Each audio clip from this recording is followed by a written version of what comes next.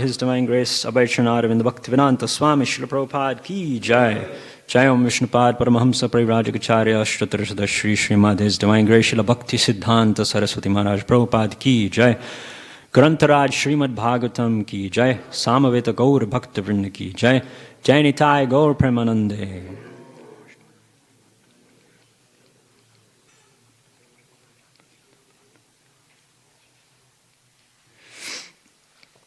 Om Namo Bhagavate Vasudevaya. Om Namo Bhagavate Vasudevaya. Om Namo Bhagavate Vasudevaya.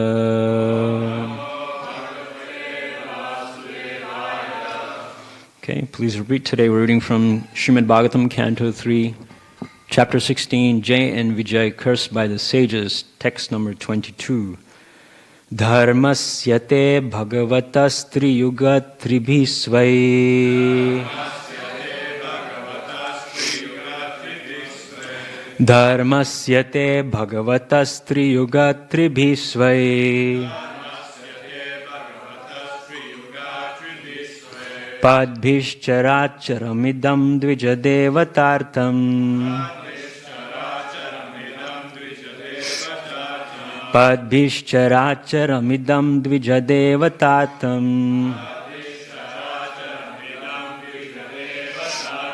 Nunam vritam tadabhignati rajastamascha. Nunam vritam tadabhignati rajastamascha. Satvena no varadayatanuva nirasya.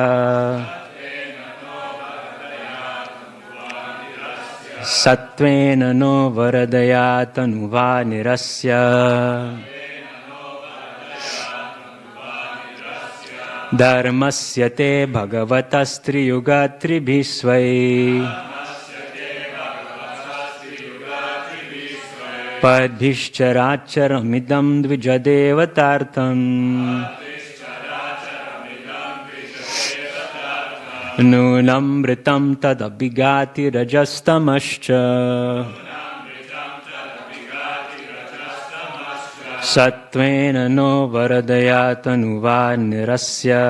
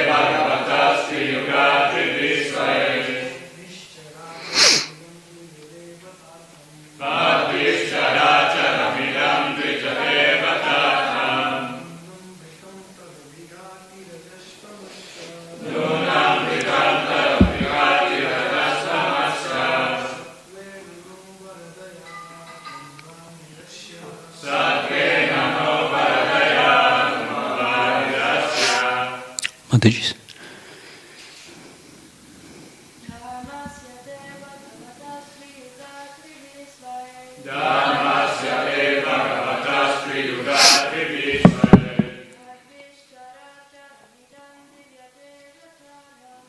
Advishcharacharamidam dvijadevatartam Nunamritam tadabhigati rajastamascha Satvena no varadaya tanuva nirasya Dharmasya, of the personification of all religion. Te, of you. Bhagavata, of the Supreme Personality of Godhead. Triyuga, you who are manifest in all 3 millenniums. Tribihi, by 3. Svai, your own. Padbihi, feet. Chara acharam, animate and inanimate. Idam, this universe. Dvija, the twice-born.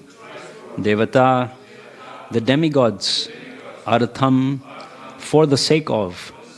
Nunam, however. Britam, protected. Tat, those feet. Abhigati, destroying. Rajaha, the mode of passion. Tamaha, the mode of ignorance. Cha, and. Satvena, of pure goodness. Naha, unto us. Varadaya, bestowing all blessings. Tanuva, by your transcendental form. Nirasya, driving away.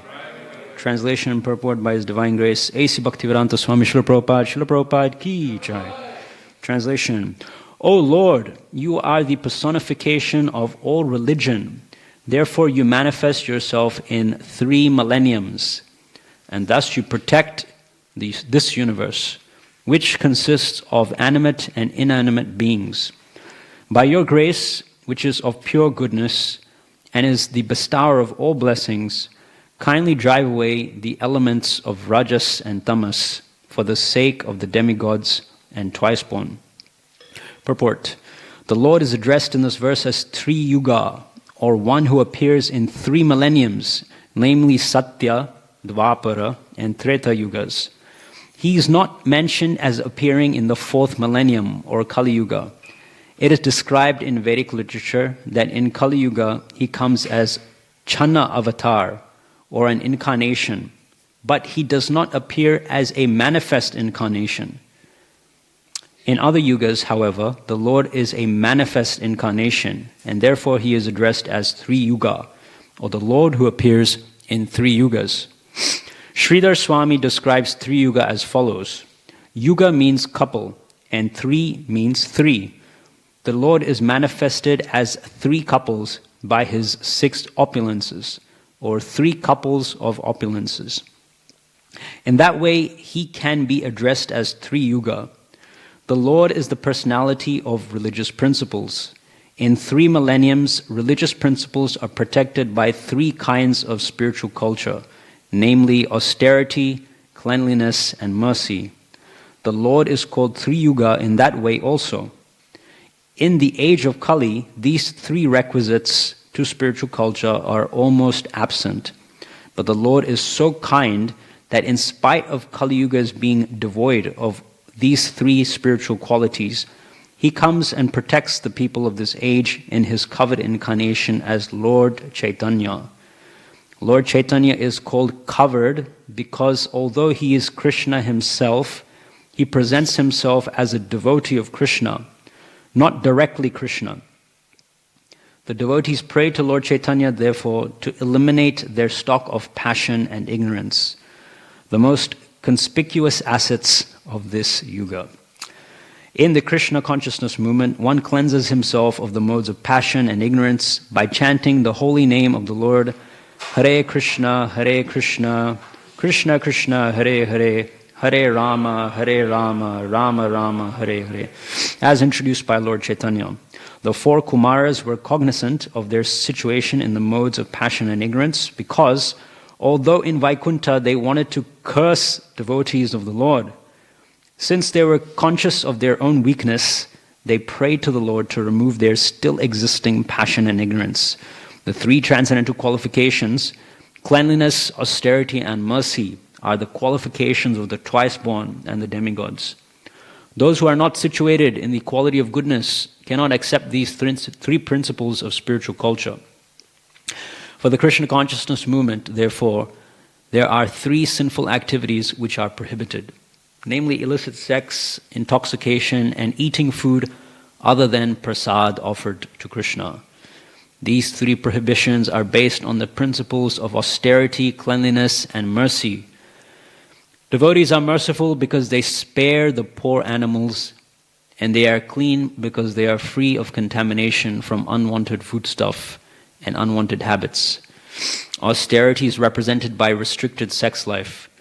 These principles, indicated by the prayers of the four Kumars, should be followed by the devotees who are engaged in Krishna consciousness. Om Jnanatimirandasya Jnananjana Shalakaya Chakshun Militam Yena Tasmai Shri Gurave Namaha. Jai Shri Krishna Chaitanya Prabhu Nityananda Shri Advaita Gadadhar Shivasari Gaura Bhakta Vrinda.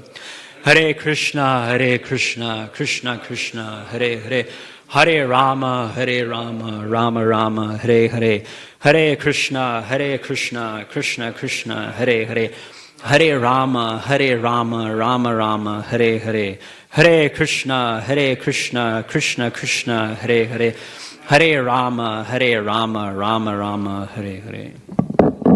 Thank you everyone for coming to Srimad Bhagavatam class this morning. In today's purport, Srila Prabhupada is focusing on a very distinctive aspect of the Supreme Personality of Godhead versus us, the living entities. Krishna, or Lord Vishnu, is known as Achyuta, which means that he's infallible, Srila Prabhupada explains. And he's also known as Svarat. Svarat means that he's fully independent. We as tiny living entities are forced to come into this material world. We're forced to take birth. And not just that, but our names that we have specifically are also given to us by someone else. And many times we may not like our name. Sometimes our name may not even make any sense.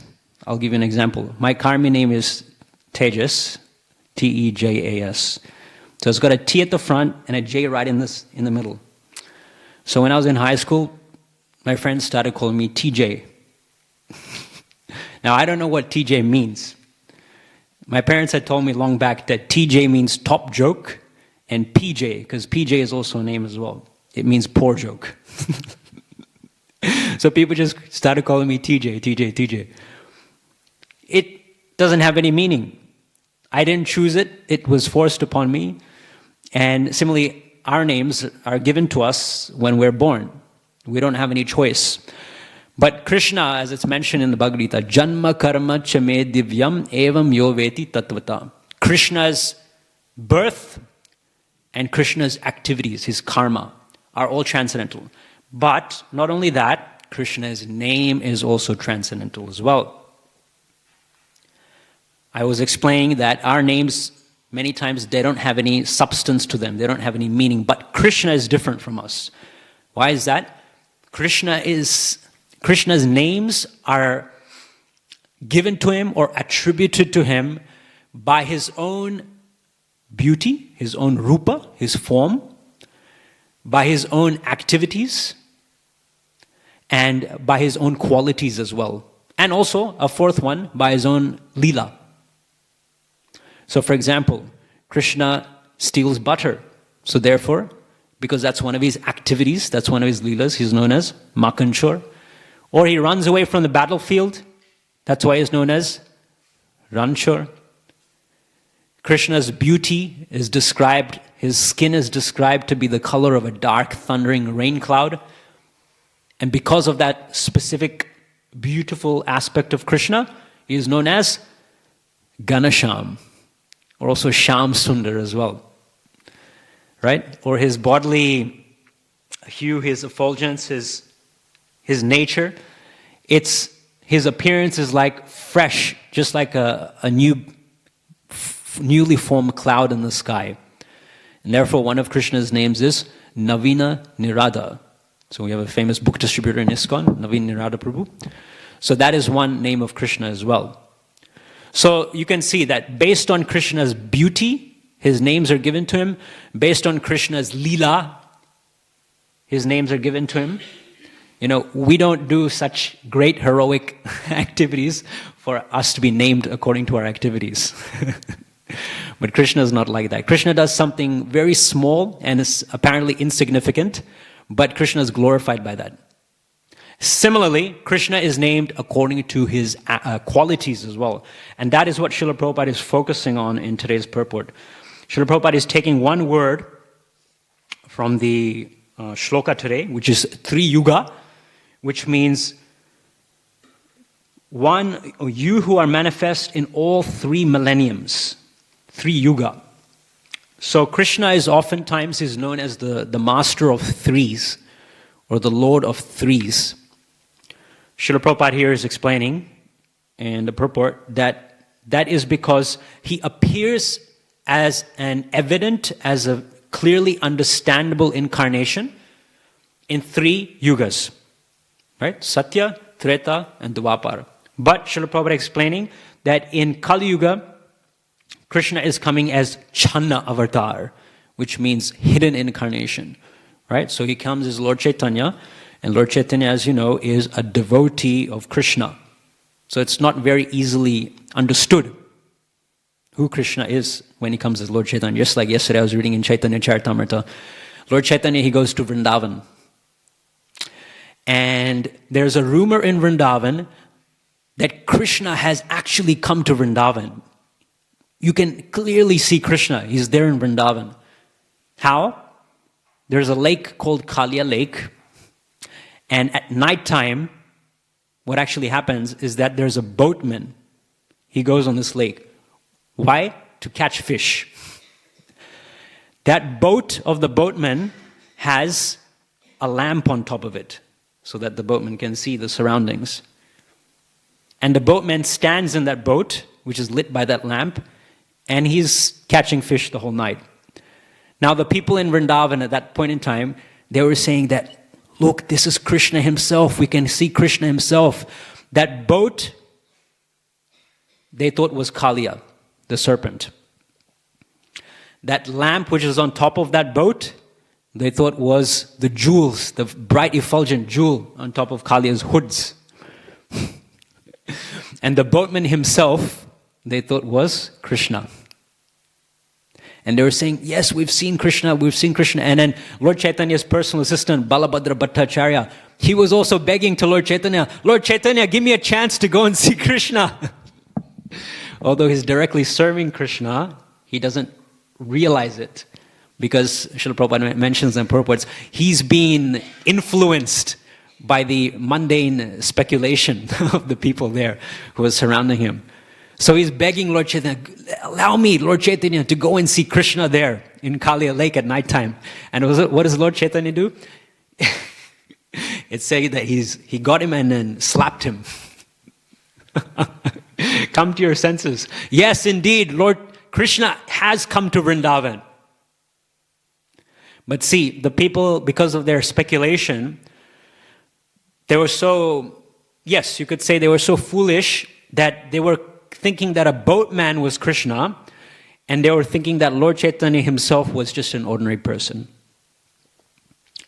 So that is our situation. We can be directly in the presence of Krishna, but still we cannot understand Krishna if we don't have the qualification. If Krishna doesn't allow us to see him, we can't. Just like when Lord Chaitanya was on his South Indian tour as well, the Bhattaharis were there, the gypsies in the forests. And at that time, his servant, Kala Krishna, he was being allured away by these gypsies. And same thing happened. Lord Chaitanya had to go and grab him by the ear and pull him away from the Bhattaharis. So that's a very powerful lesson that we can learn. So Lord of 3 millenniums, 3 Yuga, he's known as that. He's not easily understood in the Kali Yuga, the present age, because he comes as a Channa avatar, Lord Chaitanya. He's not easily understood. Srila Prabhupada also explains that Lord Krishna is known as Three Yuga, or the Lord of Threes, because he has three couples of opulences. Now we all know the 6 opulences of Krishna, right? Beauty, strength, knowledge, fame, renunciation and wealth. Beauty, strength, knowledge, fame, wealth, and renunciation. Now, Srila Prabhupada is quoting Sridhar Swami, and he's saying Sridhar Swami describes 3 yuga as follows. Yuga means couple, just like Radha Krishna is known as Yugala, Kishore, right? So the youthful couple. So yuga means couple, and 3 means 3. So the Lord is manifested as 3 couples of 6 opulences. So he groups them like this. He says, knowledge and renunciation is one couple, beauty and strength is another couple, and fame and wealth is the third couple. I'm not sure why he does it like that exactly, but Srila Prabhupada explains in a later purport, I think it's in the 24th chapter of the 3rd canto. He's quoting Sridhar Swami, and he's talking about how Krishna is the Lord of Threes, and he says that this is how Sridhar Swami groups these 6 opulences into 3 couples. What's another reason why Lord Krishna is known as the Master of Threes? Can anyone say? Yeah. So he's the Isha of the 3 gunas. He's the master of the 3 gunas, which are passion, ignorance, and sattva guna, mode of goodness. Srila Prabhupada is talking about that in the purport as well. And who are the controllers of the 3 gunas within this universe? Of course, Krishna is the supreme controller. Yeah, Shiva, Brahma, and Lord Vishnu himself. Who is Krishna? Not directly, but an expansion, a plenary expansion of Krishna. So that's another reason. Not only is Lord Krishna the master of the 3 gunas, but he's also the very source of Brahma, Vishnu, and Lord Shiva as well. There's another reason. Speaking of Vishnu, who's the master of, or the controller of the mode of goodness, we all know that there's 3 different expansions of Vishnu as well. Who can say what they are? Yes, very enthusiastic, Prabhu.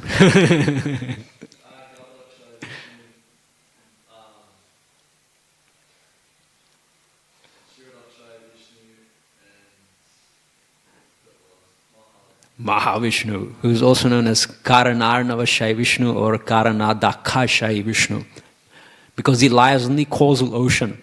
And the word cause, as you may know in Sanskrit, is Karan. In Brahma Samhita, Sarva Karana Karanam. Krishna is the cause of all causes. Because he lies on the causal ocean, he is known as Karanarnavashai Vishnu. And who is the expansion of Vishnu in our heart? Yeah, but which of the 3 Vishnus is that? No, not Mahavishnu. Kshirodakashay Vishnu. Yeah, Kshirodakashay Vishnu. So he's in our heart. So that's another reason why Krishna is known as the master of 3s, 3 yuga. Because the 3 Vishnus are also coming from him as well.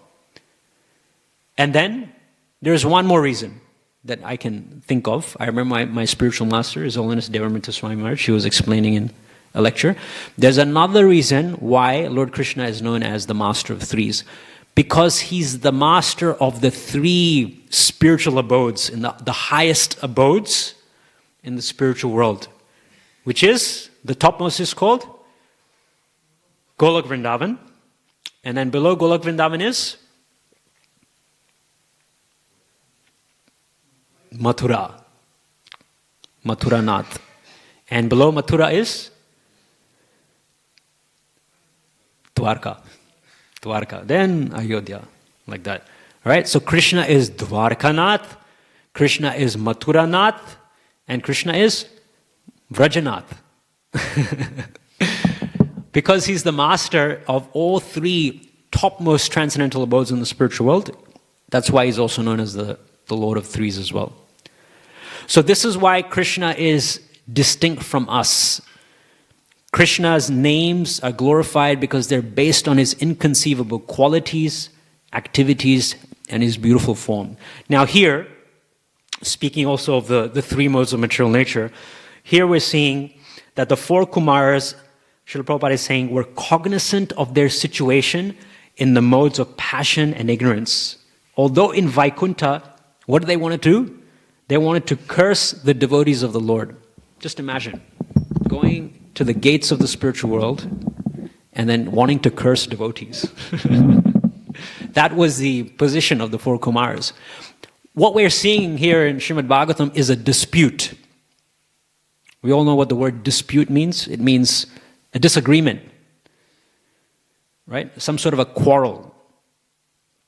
There's two parties.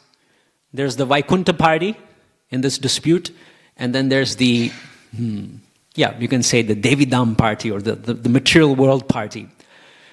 In the Vaikuntha party, you have Jai and Vijay, the two gatekeepers in Vaikuntha, and you have the Supreme Personality Godhead, Lord Vishnu himself. And on the material world party, you have the four Kumaras. They have material bodies, and they're not pure devotees of Lord Krishna. So it was correct on the part of Jai and Vijay to stop the four Kumaras from entering Vaikuntha. They were not doing something wrong. They were doing their duty. They have a thankless task to stop people who are unqualified to come into Vaikuntha. Now, everyone deserves to be in Vaikuntha, but still some qualification is required. So they stopped the four Kumaras. And you cannot blame them for that. But still, the four Kumaras did blame them. What did they say? Jai and Vijay, you're here in Vaikuntha, which is a place of non-duplicity. Still you're showing duplicity. You're distinguishing between who is qualified and who is not qualified. Now we learn in Bhagavad Gita, 2nd chapter, text 14, Matra sparshasta kontaya, shitoshna sukha dukkhada, agama payano nityas tam stitikshasva bharata. Happiness and distress in this mature world, they come and they go, just like winter and summer seasons come and go. Now winter has just started and it's really, really cold now. This morning I got up very, very early to take a shower, and somehow there was two other devotees there in the bathroom, and we had the taps running. And just after like 30 seconds, the hot water starts coming, but today it was just not coming. I don't know what was wrong. I don't know if any of you other Prabhus experienced that today. I think Cheering Prabhu experienced. Something was wrong with the gas heater, something. And the hot water was just not coming. Water was coming, but the hot water was not coming. And we waited, for 2 minutes, 3 minutes, and we thought, that's it. I chanted the name of Hanuman, Bajranga Bali ki jai. And we just got in. There's a trick, if you don't want to feel the cold sensation, drink some cold water and keep it in your mouth, and then dive under the cold water and take a shower. Somehow it lessens the impact. So that's a trick you can try next time if you have to take a cold shower. So there we were, taking a cold shower, and this shows that in this mature world, there's happiness and there's distress. But in the spiritual world, in Vaikuntha, there's no duality. Everything is Satchit Ananda. So why is it that in a place of Satchit Ananda, of non-duality, why is it that Jai and Vijay are saying to the four Kumars, you are unqualified and we are qualified? They should not say like that. And that was the reason why the four Kumars got angry. That was the reason why the four Kumars cursed Jai and Vijay to come to this mature world and take birth as demons for 3 consecutive births. Now, the Supreme Personality Godhead is on the Vaikuntha party. Jai and Vijay are his direct servants. But generally, when there's a dispute, if you are on a certain side, then you would fight and defend against your side, right? If there's 2 parties, let's say one party and another party, and they're quarreling, there's a dispute between them. If you're belonging to a certain side, if you're belonging to a certain party, then you would defend your party. If the other party, puts forth arguments, then you would try to counter-argue against them. But is that what Krishna, is that what Lord Vishnu is doing in this situation? No? You're shaking your head? What is he doing?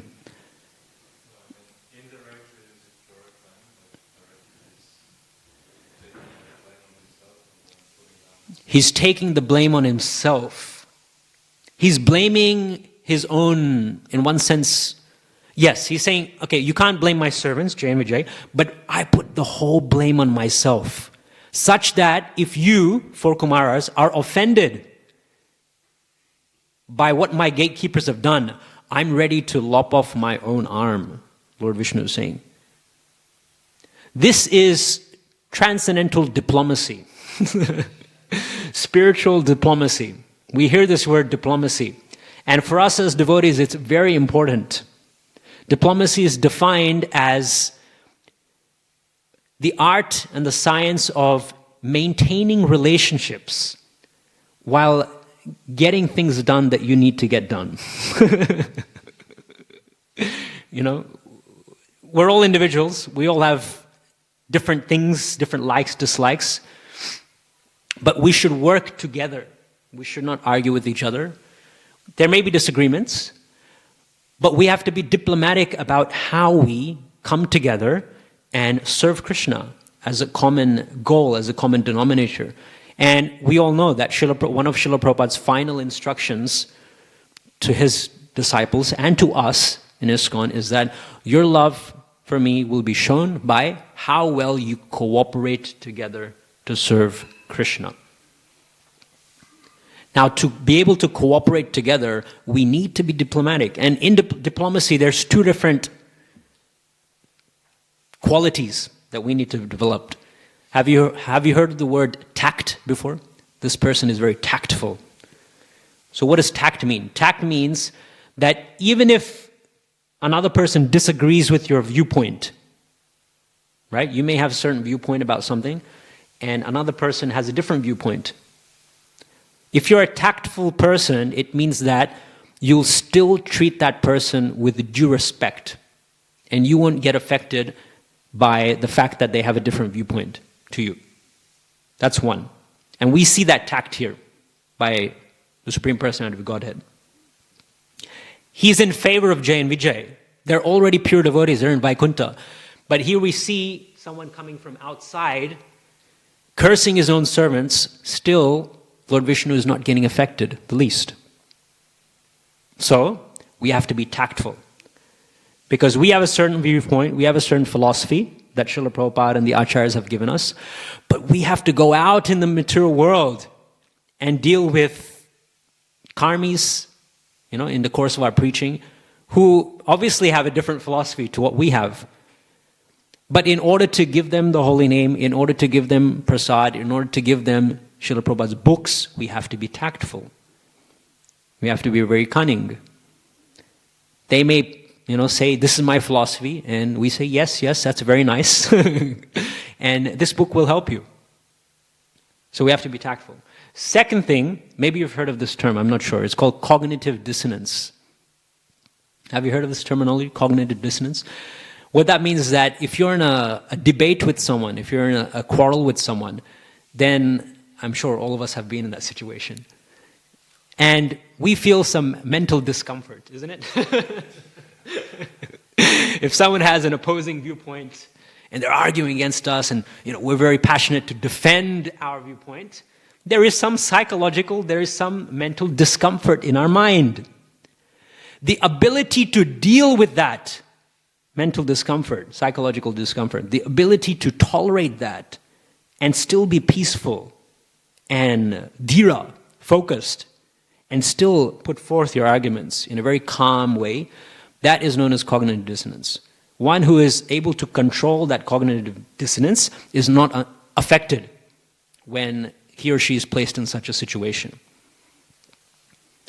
So these 2 things we should consider very carefully. To be tact and to be able to tolerate that cognitive dissonance that we feel inside when we're in that situation where we're presenting Krishna consciousness and someone is opposing us.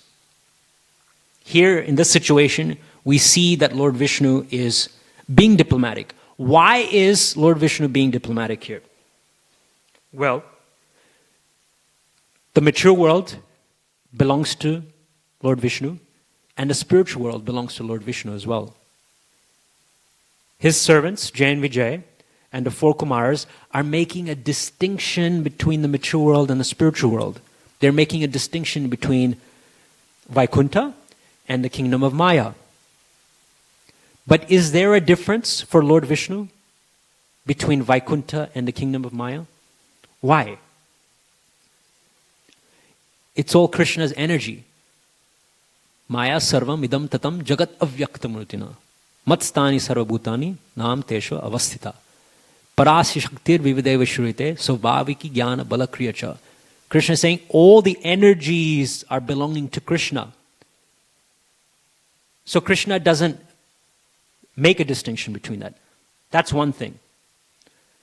The second thing is that all living entities belong to Krishna as well. Krishna is the father of all living entities. Krishna is the father of Jay and Vijay, and Krishna is also the father of the four Kumaras. So how could he favor one and not favor another? Isn't it? Whatever Krishna does, one of Krishna's characteristics is that he is impartial. Impartial. What that means is that Krishna doesn't show favor towards one person and neglect or reject another person. Now you may say, hang on a second. Krishna is coming to destroy the demons, paritranaya sadhunam vinashaya cha dushkritam, right? 4th chapter Bhagavad Gita. He's coming to save the devotees and he's coming to annihilate the miscreants. So isn't Krishna showing some disparity? Isn't Krishna showing some duplicity, some partiality there? But consider this. When Krishna comes in contact with his devotees, the sadhus, do his devotees benefit by that? Yes. They become more Krishna conscious. Their relationship with Krishna becomes tighter. When Krishna comes and kills the demons, do the demons benefit? Exactly. Now, externally it seems that Krishna is killing someone and Krishna is favoring someone else. But simply by coming in contact with Krishna, whether one is a demon or whether one is a devotee, both the demons and the devotees benefit in exactly the same way. The principle is the same. Therefore, Krishna is impartial. For the sake of Leela, it seems that Krishna is showing favor to one and not to another. But if you consider what is the outcome of coming in contact with Krishna, the outcome is always absolutely good. It is always absolutely beneficial for the jiva. And in this way, I'll finish maybe another 5 minutes or so.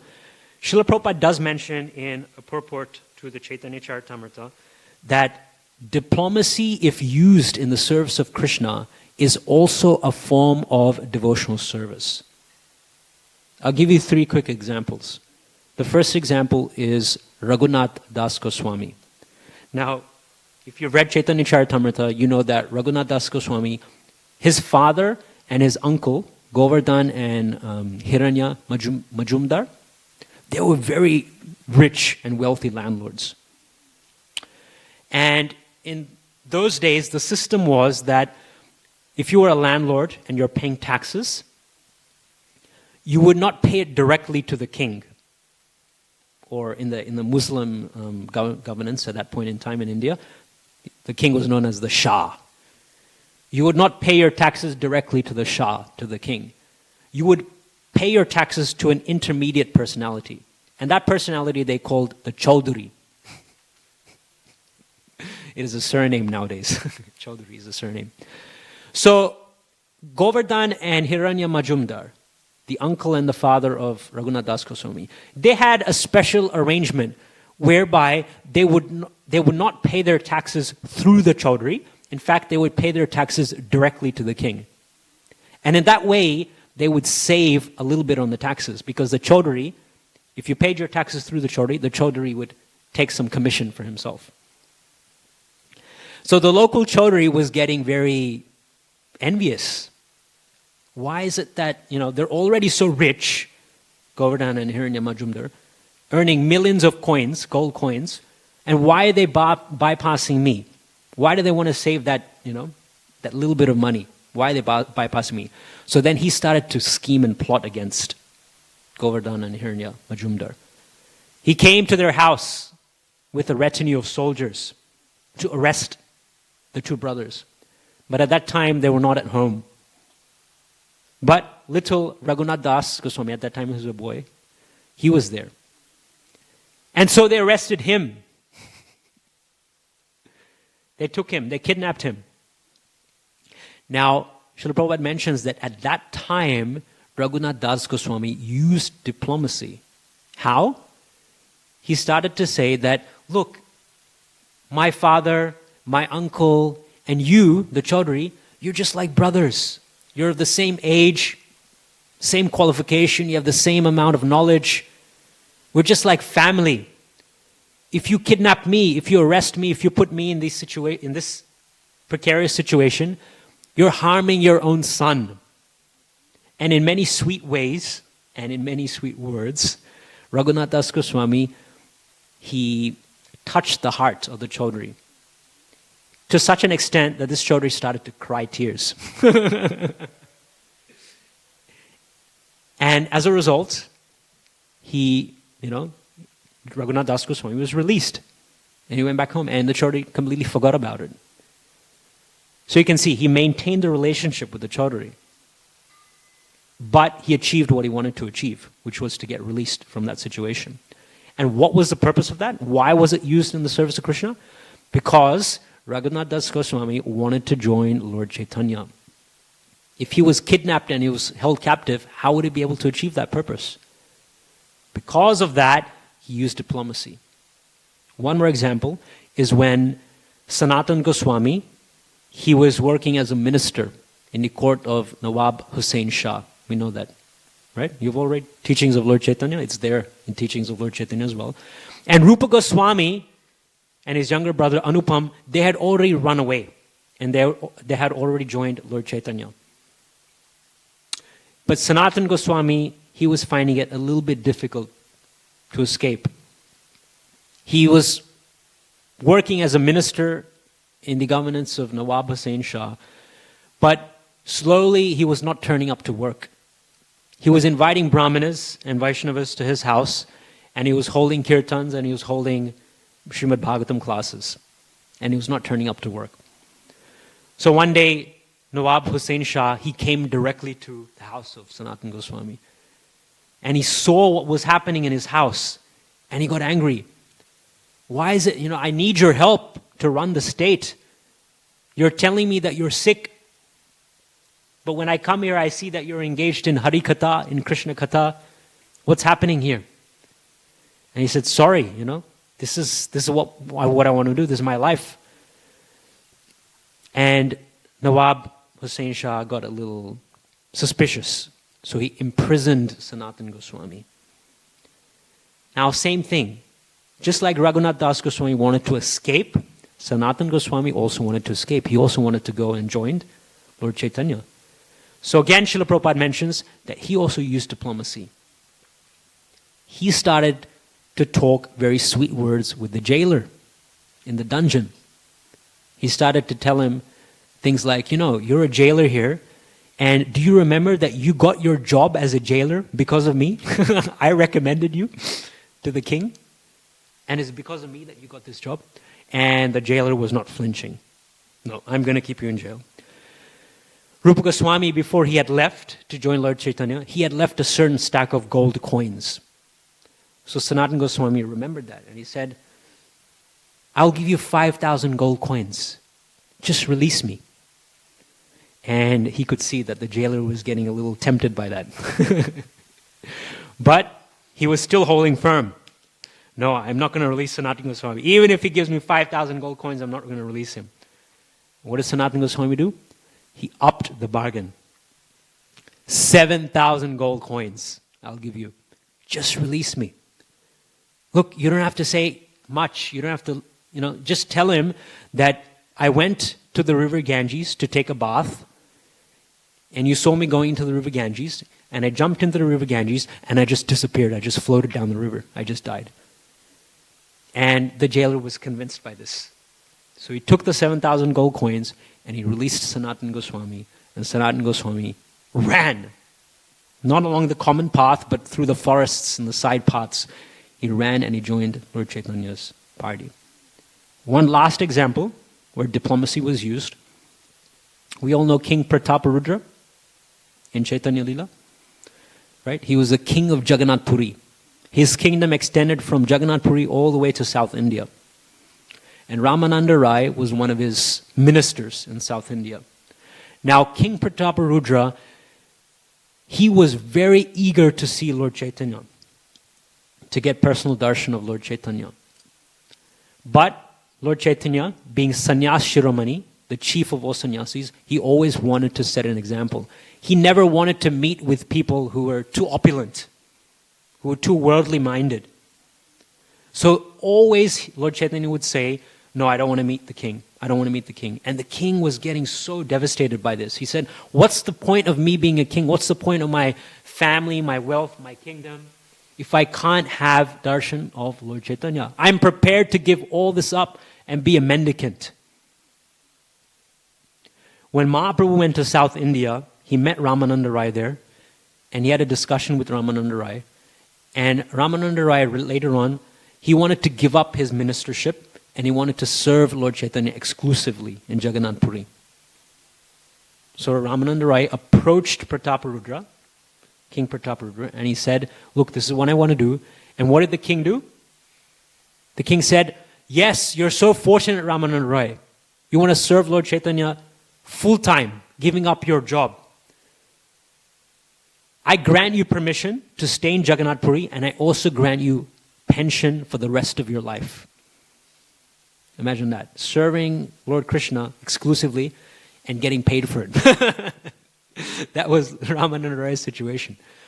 So Prataparudra asked Ramananda Rai to approach Lord Chaitanya and tell him, coax him, tell him that he wants to meet with Lord Chaitanya. And that's exactly what Ramananda Rai did. He said, look, Lord Chaitanya, I know you don't want to meet with King Prataparudra, but he's been so favorable to me. He's allowed me to come and serve you exclusively, and he's also given me a full pension for the rest of my life. Lord Chaitanya was touched by this.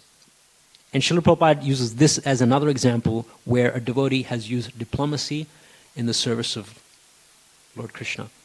Mahaprabhu didn't want to meet the king, but by so many sweet words to show favor to a fellow devotee, Ramananda Rai was able to use diplomacy and tact to be able to convince Lord Chaitanya to change his mind and to associate with the king. And finally, as we know, King Prataparudra got the Lord's mercy. So I'll just finish by saying that bhakti is so potent, it's so multifarious that we can use all of our material skills, material abilities in Krishna's service. As long as it's to serve Krishna, to please Krishna, and to favor Krishna's devotees. So today I focused on one, which is diplomacy. And the reason why I focused on that is because we see in the situation that Lord Vishnu himself is using diplomacy to not upset the four Kumaras and to not upset his servitors in Vaikuntha as well. So I'll finish here if there's any quick questions. Yes, Prabhu?